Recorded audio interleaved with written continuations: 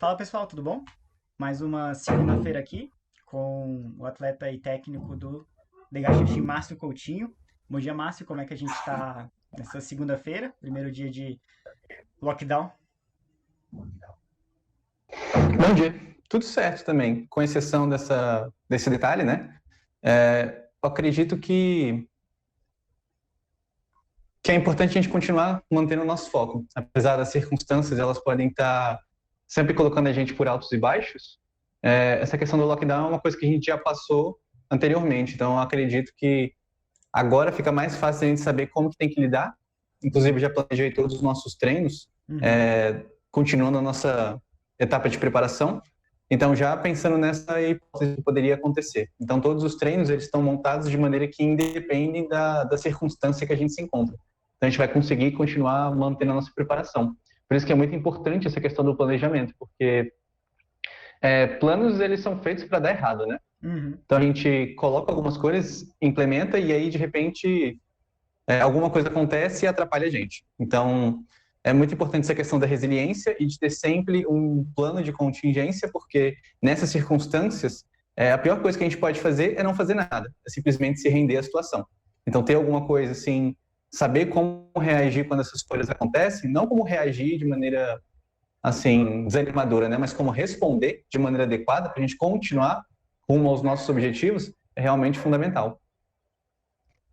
Certinho, com certeza.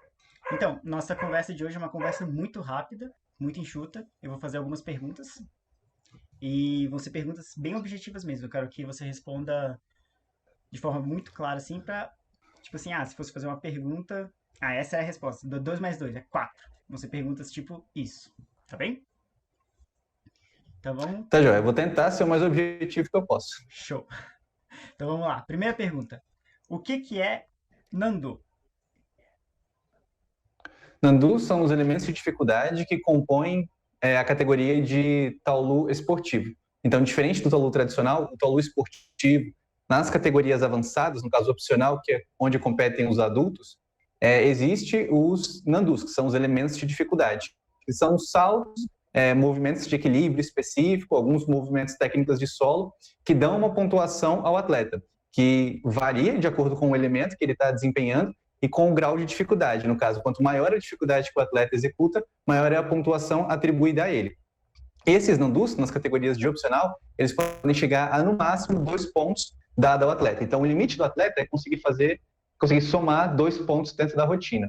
E aí ele escolhe os nandus de maneira a combinar os saltos e o elemento de conexão, porque são duas notas assim que são diferentes, no caso, os saltos ou o nandu principal, ele pode chegar a 1,4 ponto e as conexões somadas elas podem chegar a 0,6 pontos. Então, combinado, eles dão 2 pontos, né? E aí, no Uhum. caso do atleta, ele escolhe quais são os elementos que ele vai combinar ali para conseguir somar até, no máximo, 2 pontos de nandu. Quanto maior a dificuldade, maior é o ponto de conexão e maior é o ponto do nandu atribuídos. Então, por Uhum. exemplo, um salto 360, ele vale 0,2 de nandu e vale mais 0,1 de conexão. Então, no total, ele soma 0,3. Se eu fizer um Uhum. 540, aí já é 0,3 de salto mais 0,15 de conexão. E assim Uhum. sucessivamente, conforme você vai aumentando o grau de dificuldade. Aí a questão é, quanto maior a dificuldade do nandu, mais ponto você ganha por ele. Mas em caso de erro, mais ponto você perde por ele também.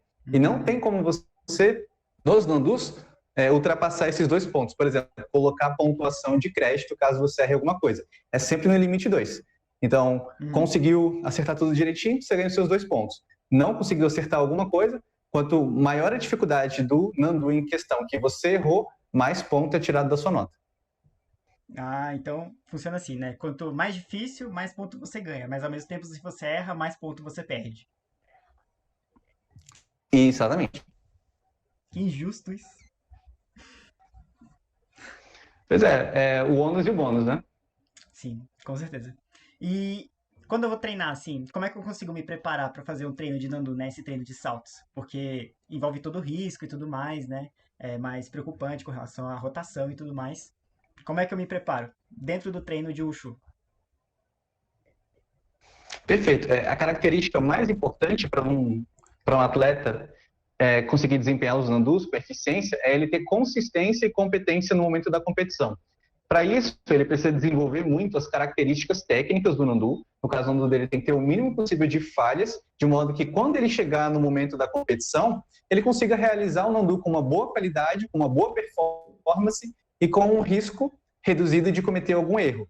Então, quando a pessoa planeja um treino eficiente de Nandus, ela tem que colocar em mente que ela tem que ter uma evolução técnica gradual, no caso, ir melhorando passo a passo, né, a qualidade do Nandu dela, e buscando sempre ser o mais assertiva possível.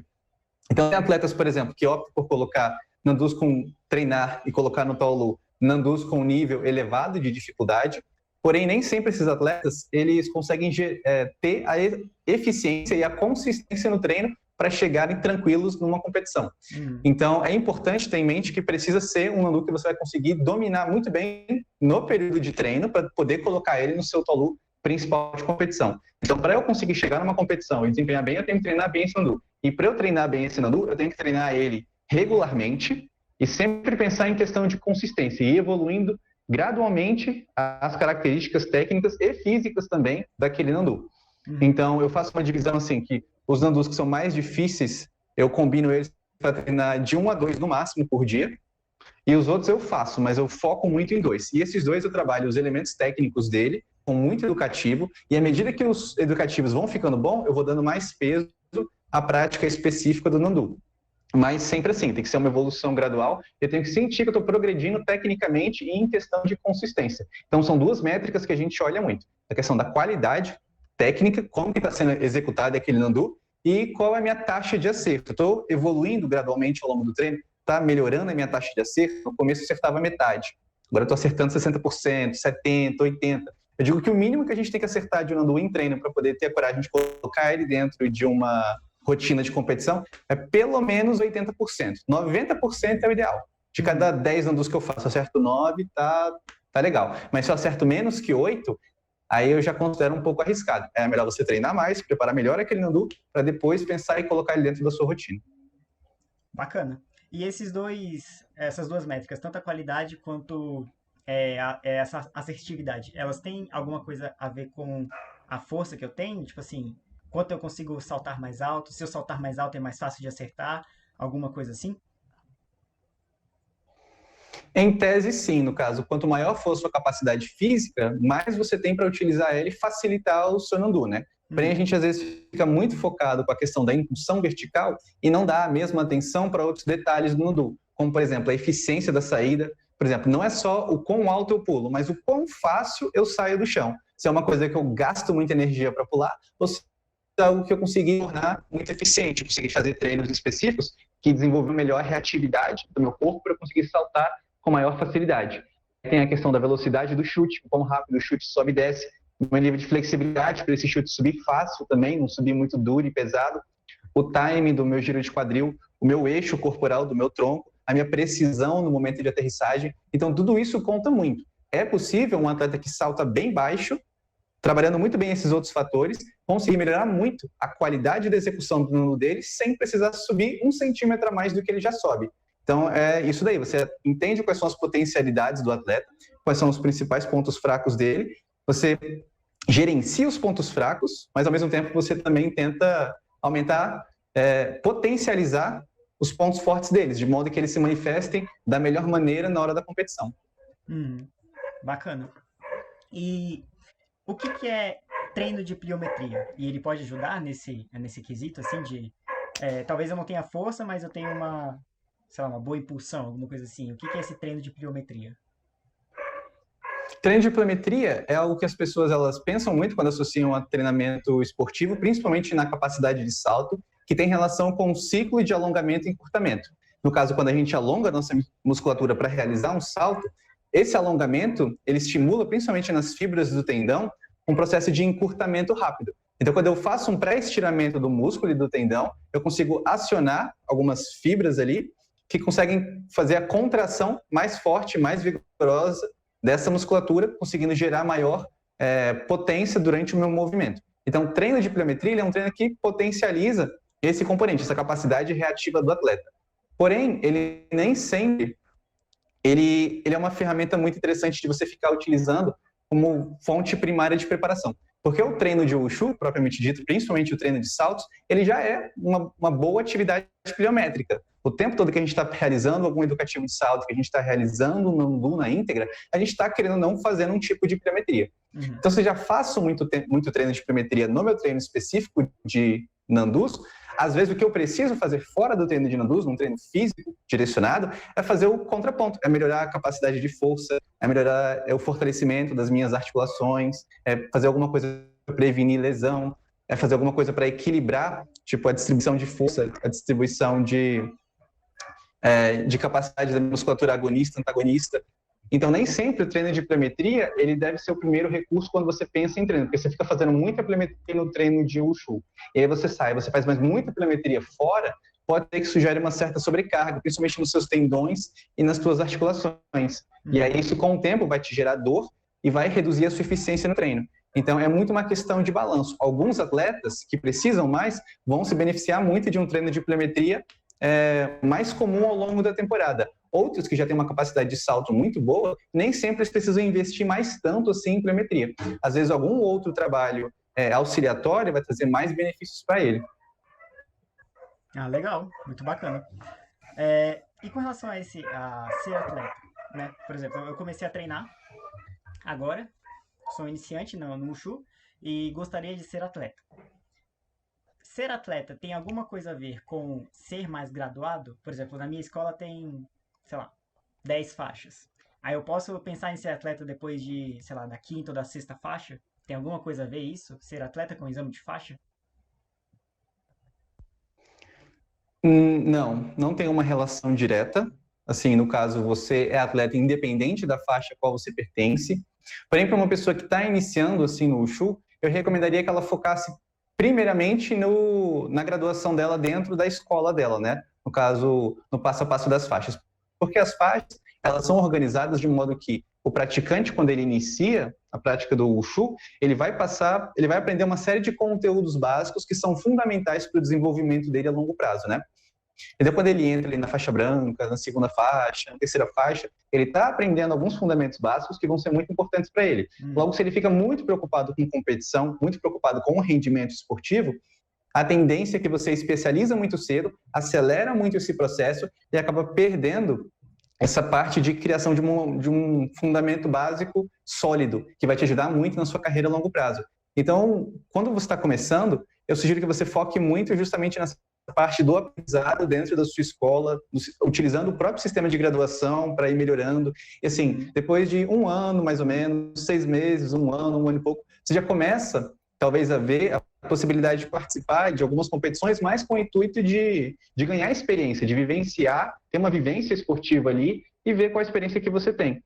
A partir disso, se você vê que é uma coisa que realmente conecta com você, que, não, isso aqui é muito legal, eu quero me especializar, eu quero ser um atleta em médio e longo prazo, talvez até um atleta de rendimento, aí talvez compensa você especializar mais num currículo esportivo, focar mais nele e, ao mesmo tempo, ver se ele tem como ir mantendo também essa questão de graduação de faixas. Mas o que eu acho que é fundamental para uma pessoa que está iniciando, primeiro passar por um treino de fundamentos básicos, muito sólido, muito focado no aprendizado e não no rendimento, para depois começar a pensar em competições mesmo.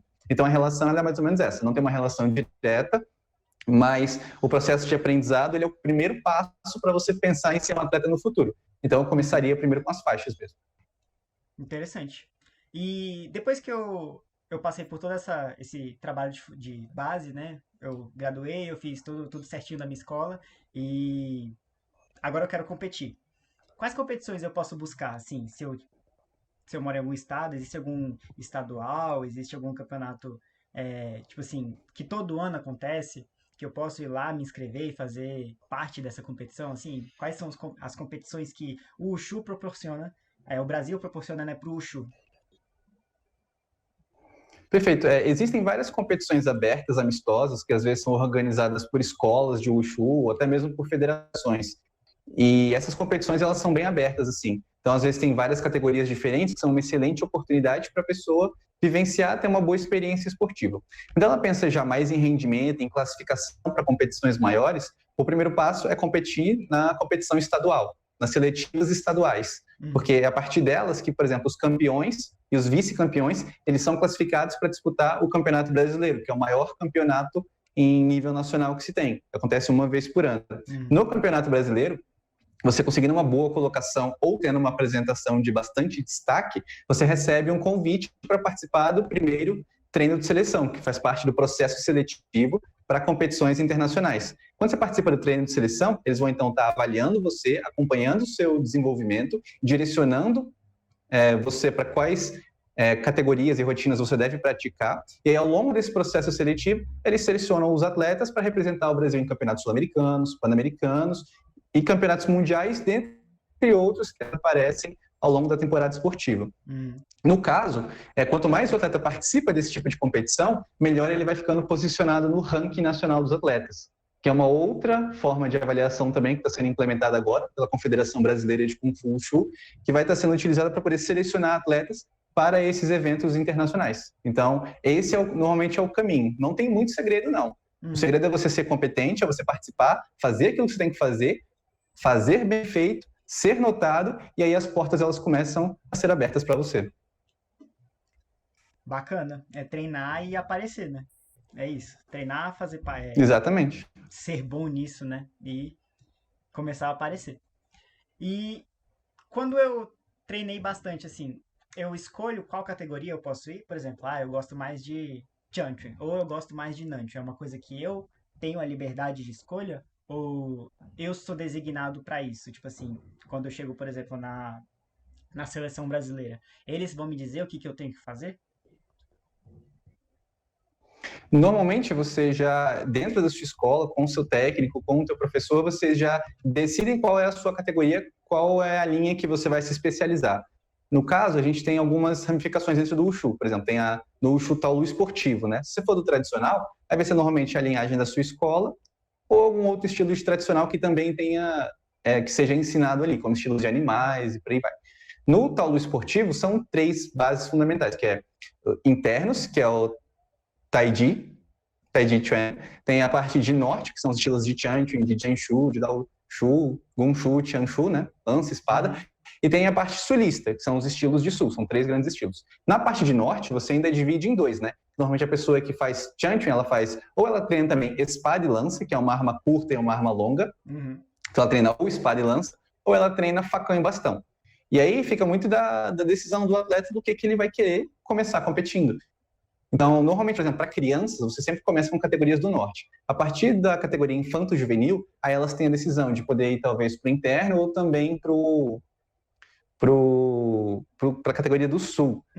Mas aí fica a cargo delas. E no caso, o interessante é você passar por várias modalidades diferentes, por vários estilos diferentes, você ter vivência com todos, você praticar todos por um determinado tempo, para você ver qual você gera maior afinidade e qual que você demonstra também ter uma maior aptidão. Porque, em grande parte, o seu sucesso esportivo também depende de algumas aptidões naturais. Então, tem alguns atletas que, naturalmente, têm um tronco muito solto, têm um quadril muito flexível, logo eles conseguem fazer movimentos muito alongados. Isso é uma característica muito importante nos estilos de norte, principalmente para espada e lança. Aí tem alguns que também têm uma característica mais agressiva com a movimentação. Isso daí é muito aproveitado em facão e bastão.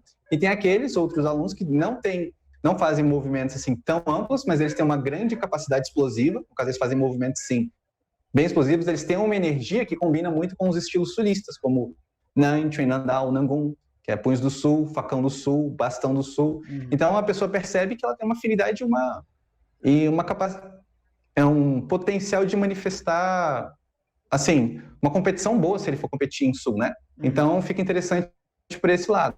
E aí, é basicamente isso. Você se descobre no treino, você participa de algumas competições, você vê o que te interessa mais, você vê qual que você teve mais afinidade, vê como é que o seu corpo reage, e aí você toma uma decisão junto com o seu técnico para ir se especializando. No caso, depois que um atleta decide se especializar, que acontece mais ou menos com talvez 2 ou 3 anos já de treino, é um momento em que ele vai passar muito tempo agora estudando esses estilos que ele se especializou, porque é uma coisa que demora muito tempo para amadurecer. Então, normalmente as pessoas fazem justamente nessa linha. Ela escolhe um Taolu de norte, aí ela vai escolher 2 armas, uma curta e uma longa, ou elas vão ser normalmente ou espada e lança ou facão e bastão. É muito difícil ter atletas que cruzam isso, porque o tipo de movimentação, de característica que você vai desenvolver, é interessante que você desenvolva e sirva para tudo que você faz. E você faz coisas muito antagônicas, tipo eu faço Taiji, aí faço Nandao, aí faço lança. Uhum. São 3 estilos muito distintos um do outro, a característica deles é muito distinta. Então, acaba que você tem que ficar muito tempo estudando muitas coisas diferentes e você acaba não conseguindo especializar em nenhum. Então, essa linhagem, assim, ela conta muito também.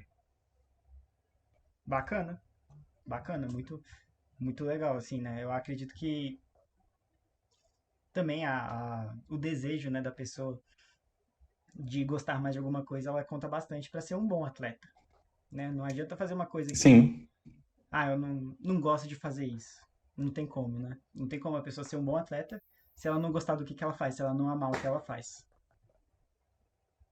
pois é, justamente. Essa parte de afinidade, ela também conta muito. Querendo ou não, é muito mais provável que você vá se desenvolver bem naquilo que você gosta, porque você gosta, você vai ter mais interesse de treinar, né? Treinar com mais afinco, com mais interesse, do que se você, eu pareço que sou bom nisso, e aí já me disseram para treinar isso, então eu vou treinar. Mas nunca foi realmente a minha praia, nunca foi o que eu mais me identifiquei. Aham. Então, eu não gosto muito de tomar essa decisão de forma precipitada. O ideal é que você espere, que você vivencie tudo, e naturalmente você vai manifestar interesse naquilo que casar melhor com o seu corpo. E normalmente as pessoas manifestam interesse por aquilo que elas fazem melhor.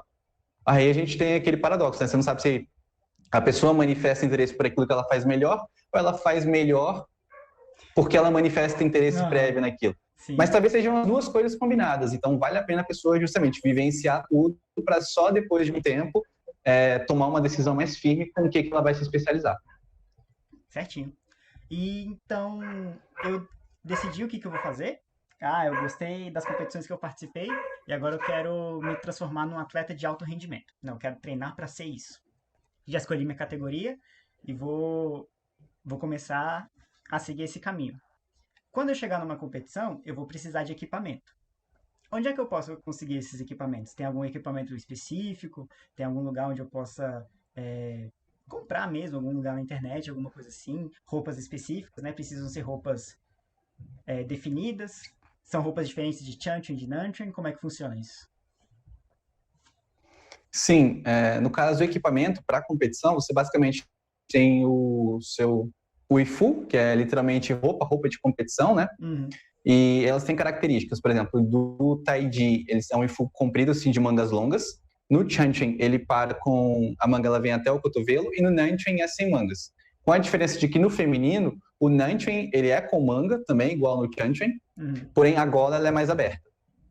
Então essa é uma diferença também que você vê no estilo do sul entre feminino e masculino, né? O masculino é totalmente sem manga e o uhum, feminino é com manga, mas gola aberta. E aí também tem a sapatilha específica de Wushu, que é própria para você fazer atividades em cima de um tapete, que é a nossa área oficial. E aham, tem os equipamentos, que são as armas, né? As armas, elas são... Antigamente elas eram feitas com material mais bruto, né? No caso, o bastão de madeira, tem bastão de madeira, tem as armas de alumínio. E eles estão também construindo mais armas de fibra. No caso, bastão e lança de fibra também. Que uhum, tem uma movimentação assim, ele é um pouco mais leve, tem uma movimentação mais adequada para o atleta, uma resistência melhor. uhum, Então, assim, varia muito com relação ao tipo de material apenas, mas no geral é isso. E os atletas, eles escolhem, você pode comprar numa loja específica, aqui no Brasil tem pelo menos umas duas que eu sei que vendem material assim, que é aham, a Wushu Top Store, de Leme, e a AGS Kung Fu, que tem uma loja lá no bairro da Liberdade. E são essas as grandes duas que vendem assim materiais de competição, atletas, né? Materiais de competição e de treino. E você não tem muito problema com relação ao equipamento que você vai usar, desde que você esteja direitinho dentro da regra. No manual da IWF, que é a Federação Internacional de Wushu, eles têm lá todos os requerimentos relacionados ao uniforme que você precisa usar, a uhum, sapatilha, no caso, eu acho que não tem nem descrição da sapatilha, porque você não perderia ponto, por exemplo, se entrasse de tênis, eu acredito. E também com relação ao equipamento que você usa, a arma, aham, mais em relação ao tamanho dele. Não é nem tanto o material, é o tamanho. Por exemplo, um facão ele precisa chegar até aqui a base da orelha, a espada até o topo da orelha. Aí uhum, você tem a lança que precisa, com o atleta com a mão estendida assim para cima, chegar na ponta do dedo médio. O uhum, bastão ele tem que estar na altura da pessoa. Então, tem alguns requerimentos assim com relação ao tamanho do equipamento. E aham, se ele é de fato o equipamento que está sendo pedido para a categoria. Você não pode ir para uma competição de espada levando um facão ou levando uma katana. Você tem que ir levando o equipamento que você vai competir. Então, ele tem as características dele. A espada ele é um equipamento fino, né? Tem a ponta assim reta, no caso ele tem um rabo, uma cauda de espada, o facão ele tem corte apenas para um lado, ele é mais largo, ele tem um pano também na ponta, e esse pano também tem que ter um tamanho específico. Então são esses pequenos detalhes assim, mas no geral não tem muita complicação não. Você, observando as regras, você vê que quando você compra um equipamento de Wushu aqui no Brasil, normalmente esse equipamento ele já vem no padrão que é exigido na competição. Aí tudo que você precisa se preocupar é em escolher o tamanho correto para você. Ah, bacana. Então, é isso. Eu acredito que eu fiz todas as perguntas que eu gostaria de fazer. A gente construiu, né, todo o caminho da pessoa, desde que ela começa a treinar até o momento em que ela decide participar da competição e depois, se ela gostar, ela migra, né, para ser um atleta de alto rendimento e como é que ela faz para se preparar para participar das competições da melhor forma possível. Eu acredito que a conversa ela foi muito boa, assim, eu acho que vai esclarecer bastante a muita gente. Quem começou a treinar agora e quem já está no meio do caminho e quer se especializar ainda mais. Justamente. No caso, algumas coisas a gente tem que estar bem preparado, né, com relação a esse processo, quando fazer determinadas coisas, quais são os requerimentos que eu preciso, simplesmente para não acabar chegando na hora de executar e vendo que teve alguma falha grave, né, e sendo prejudicado por isso, às vezes colocando em risco todo um tempo de preparação que você se dedicou, mas muita coisa também vai ser aprendida ao longo do caminho. Então, no caso, é ter estruturado basicamente qual que é a rota inicial, como que vai ser o passo a passo ali, e ir se permitindo descobrir, porque justamente não tem uma receita de bolo perfeita que vai servir para todo mundo. Faça assim, assim, assim, assim, assim, assim, assim, assado, você certamente vai estar dentro da seleção brasileira. Tem muita coisa ali que você vai vivenciando, vai te servindo de lição, vão ter erros que você vai cometer e você vai aprendendo com eles. E isso faz parte do seu desenvolvimento, tanto dentro do Wushu como na sua vida de forma geral. Certinho, perfeito. Então, Márcio, muito obrigado pela sua participação, né, pela sua presença aqui na hora do almoço de segunda-feira. Pois é. Que agradeço. Sempre bom falar de Wushu assim. Não, com certeza, começar a semana assim é sempre ótimo. Então, muito obrigado para todo mundo que vai assistir e ficou até o final. E a gente se vê segunda-feira que vem, certo? Certinho. Toda segunda tendo esse bate-papo de novo. Então é isso. Gente, muito obrigado, Márcio, e até a próxima. Até a próxima.